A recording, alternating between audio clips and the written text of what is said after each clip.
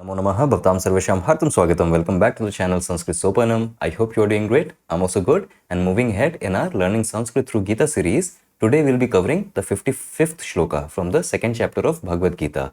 And again, in the previous shloka, the 54th shloka, a question was raised by Arjuna that what is the characteristic feature of a sthit prajna person? Okay, of a person with steady wisdom.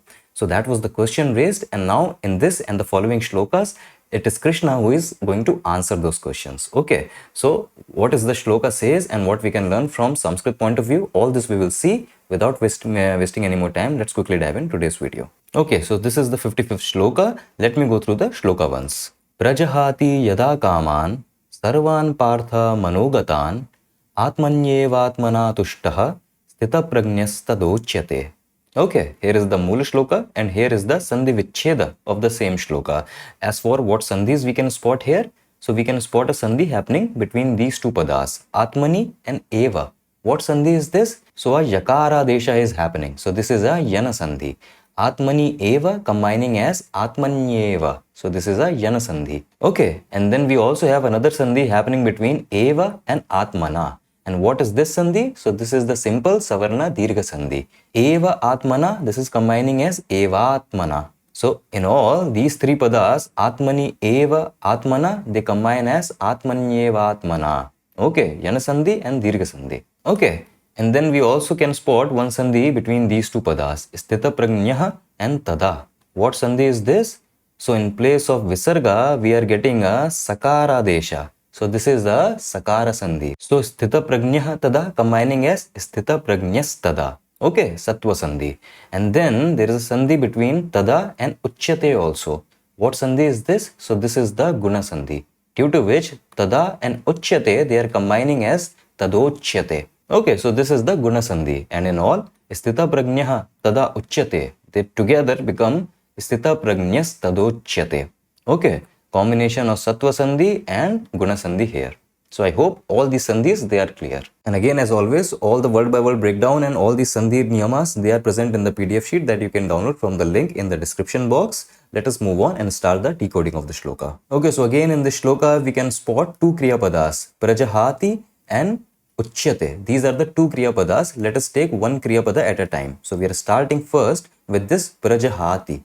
And Prajahati, this means he or she, some third person, abandons or cast off. That is Prajahati. And this Kriya Pada is coming from Ha Dhatu. Ha Dhatu again means to abandon, to cast off. That is Ha Dhatu. Ha Dhatu in Lat Lakara Prathama Purusha Ekvachanam gets the form Jahati. That is the form we get. And again, this Dhatu is along with this Upsarga Pra. So in all, we get this Kriya Pada Prajahati. Again, just to wrap up the meaning nicely, I am taking it along with this avyaya that is present in the shloka. Yada prajahati, when some third person abandons. That is what we have. And if we move on, so immediately the question will be Kaha prajahati, who abandons? And see, this is not explicitly mentioned in the shloka, but we know Krishna is giving an answer that who is a sthita prajna person. So even though this manushya, this is not explicitly mentioned in the shloka, I am just using it as to tie up the sentence nicely. That yada manushya prajahati, that when a person abandons, because he is trying to give the definition of a sthita prajna person.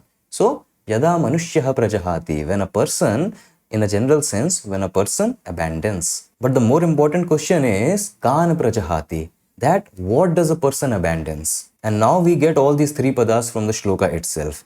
And the main pada is yada manushya kaman prajahati. Kamana. This is coming from the Pratipadika Kama. And Kama, this means desire. And since this Kama is being used as a karma, as an object of this Kriya, that when a manushya, when a person abandons the desires, so since this Kama is being used as a karma, object of this Kriya, so this Kama is in Dutiya Vibhakti and plural.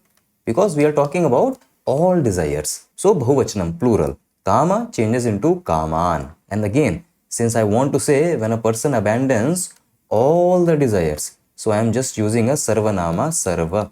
Sarva is a Sarvanama Shabda, that means all, right?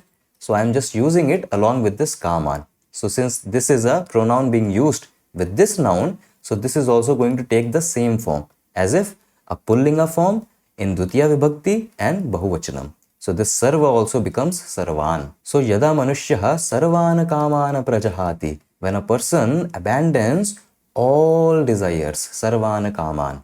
Okay, so I hope these padas are clear. And then see, Krishna has also used an adjective for these desires. And this adjective is this manogatan. So the pratipadika is manogata. Manogata basically means seated in the mind. So we can understand manogata as manahagataha iti manogataha or manasi gataha iti manogataha. That something that is attained, that is obtained in the mind, or something that is present, seated in the mind. That is manogata. So he is just using an adjective for these desires. Since again this is qualifying this noun only kaman, so this is also being in the same form. In pullinga form, in dutiya vibhakti, in bahuvachanam. So manogata also changes as manogatan. Okay, so I hope all these padas they are clear. And now if I move on, so the question is Tatha kidrishaha bhavati. Okay, so see, as to give a definition of a sthita prajna person, this is the first thing Krishna says about him. That when a person abandons all the desires that are seated in the mind.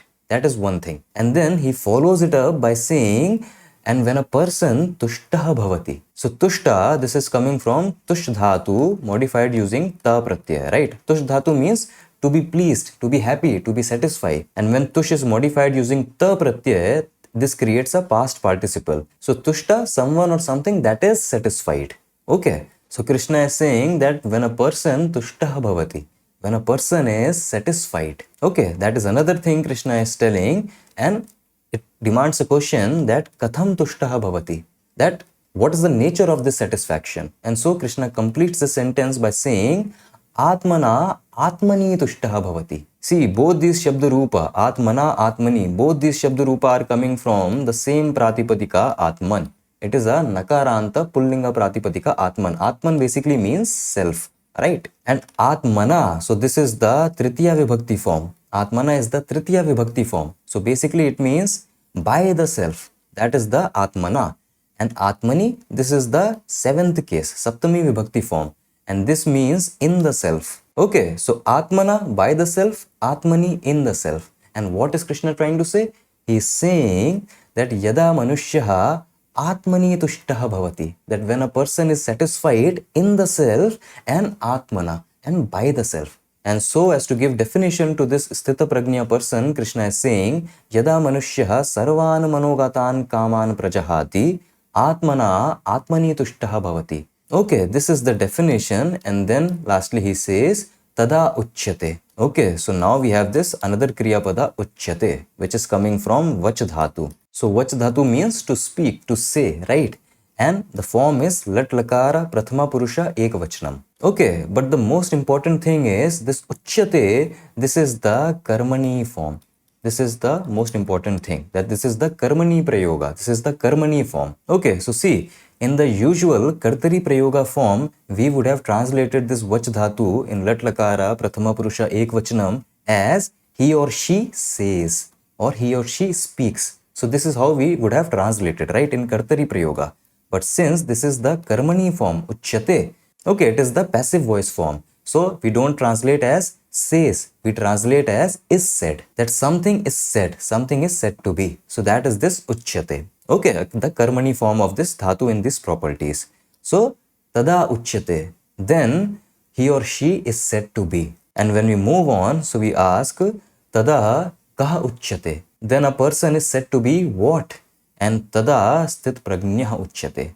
That then such a person, as we saw in the first line, that when a person does so and so, then such a person is said to be sthit prajnah. Okay, and this is who we are defining in this shloka. This was the question that was raised in the previous shloka, and sthita prajna, this is the one Krishna is now giving a definition to in this shloka, and he will be doing that in the following shlokas also. And sthita prajna, this is a samasa, samasta padam. We already did the vigraha in the previous shloka. I hope you all remember. Who is the sthita prajna person? So sthita prajna yasya, one whose prajna, one whose wisdom is sthita, one whose wisdom is steady. So sthita prajna yasya saha sthita prajna. So sthita prajna is one of steady wisdom. Okay, so I hope this pada is also clear. And now let us see the anvaya along with the anuvada. So Krishna says, Yada manushyaha, when a person Sarvan manogatan kaman prajahati. When a person abandons all the desires that are seated in the mind and atmani eva tushtaha bhavati and becomes tushtaha, becomes satisfied atmani eva, in the self alone. And by what? So atmana, by the self, that is by the true knowledge of the self. Okay, so when a person abandons all desires that are seated in the mind and becomes satisfied in the self alone by the true knowledge of the self, tada sa manushyaha sthita prajnaha uchyate. Then such a person is said to be one of steady wisdom. Then such a person is said to be sthita prajnaha. Okay, so that was it. And see, from this shloka onwards, Krishna is now going to expound about all the inner experiences and the outer conduct of a person who is sthit prajna, of a person who has a steady wisdom. So he's going to define all about his inner experiences and all about the way they conduct, the way they operate in the external world. So this particular shloka itself is so great, because the two things, the two way Krishna describes a sthita prajna person has so much importance to it. See, firstly Krishna says that when a person is able to abandon all the desires. Now, why does an individual desire? An individual desires because an individual feels he is incomplete. An individual feels he is incomplete, and that is why we desire. We want to achieve something more. So when an individual thinks he is incomplete, then only he desires. Why does an individual feels he is incomplete? Because of that avaran shakti of Maya, that we cannot see our true nature, which is of infinite bliss, due to that avaran shakti of Maya, and due to the ignorance, the avidya in which we are constantly in. Due to that avidya, we feel we are incomplete, we feel we are limited, we feel we are finite. And so, as Chinmayananda says in his commentary, that an ignorant intellect is a breeding ground of desires.